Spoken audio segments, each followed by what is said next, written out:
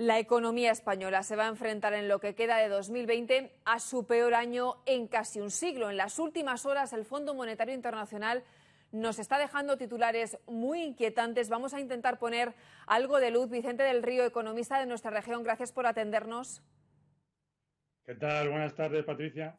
El FMI, como decíamos, está lanzando previsiones sobre nuestro déficit, sobre la deuda pública. Lo sitúan en los peores valores desde hace muchas décadas. ¿Cómo podemos traducir esto a nuestros espectadores? ¿Qué va a significar si se cumplen estas previsiones? Bueno, en primer lugar, cuando hablamos de este tipo de cifras, ¿no? Es decir, que el FMI habla de el 9,5 de déficit sobre PIB o del 113% de deuda pública sobre PIB para 2020. Es decir, entendemos esto y a mí me gusta hacer hincapié que lo más importante es el déficit. Y hago mucho hincapié en esto, ¿no? Cuando hablamos de déficit, hablamos de que hay más gastos que ingresos. Esto, en una situación como la actual, que es excepcional, pues es entendible. Pero a medio y largo plazo, esto es como una empresa o una familia. Es insostenible. Vamos a estar jugando con el futuro de nuestros hijos, ¿no?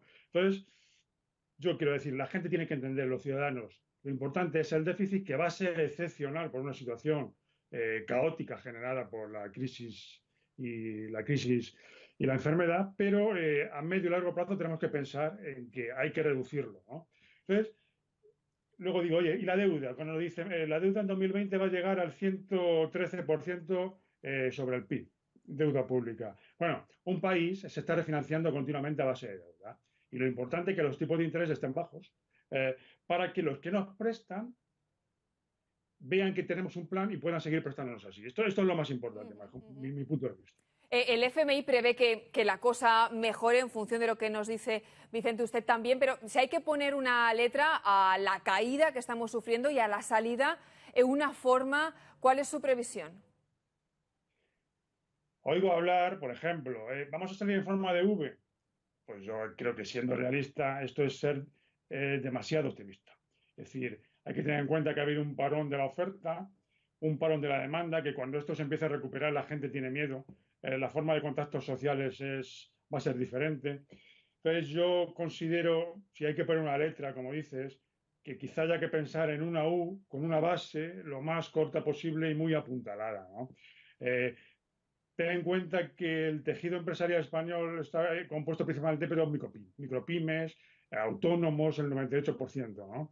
Y casi un 30% del Producto Interior Bruto español es el turismo, la automoción y la construcción. Entonces, hay que apuntalar estos sectores y poco a poco hay que tener más industria, yo diría incluso un gran plan para más formación tecnológica, más natalidad, pero pensar más en una U, hablando de letras, ni una V ni la L que dicen, ¿no? Porque el pueblo español es un pueblo que se levanta y al final saldremos de esto. Vicente, pero apuntalar esas micropymes con la cifra de paro tan brutal que augura el FMI, ¿puede ser posible o va a llevar muchísimo tiempo? Nos vamos a ir de esa U en la que estamos confiando. Bueno, aquí se están empezando a valorar muchas y a poner sobre la mesa muchas cosas, ¿no? Es decir, por ejemplo, oigo hablar mucho de los eurobonos, de mutualizar la deuda, de que la deuda europea sea común y compartida. Pero claro, yo creo que la Unión Europea se la juega en este envite.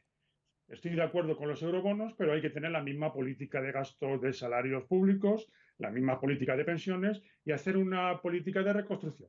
Y a partir de ahí vamos a apuntalar, ¿no? Y una cosa que ha dejado la crisis y el tema de la enfermedad del virus es que es importante.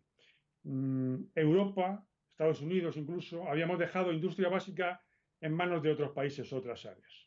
Y ahora nos encontramos con que productos básicos sanitarios se fabrican en China, por ejemplo. Esto habría que ponerlo sobre la mesa, ¿no? A la hora de plantearse una reconstrucción. Creo que es importante.